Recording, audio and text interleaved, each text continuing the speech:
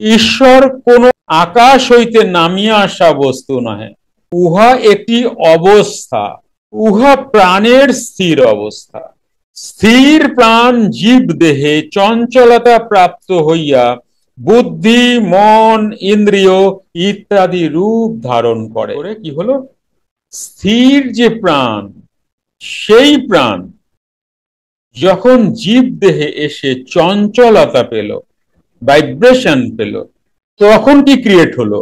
তখন ক্রিয়েট হলো বুদ্ধি, মন এবং ইন্দ্রিয়, এবং তাহাতেই মোহিত হইয়া রহিয়াছে।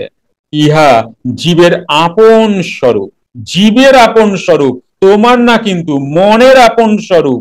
এই জীব যখন ধীরে ধীরে ক্রিয়া করে, কর্ম করে করে করে করে স্থিরত্বের দিকে যাবে, তখন তিনি স্থির পদবাচ্যর দিকে যাচ্ছে।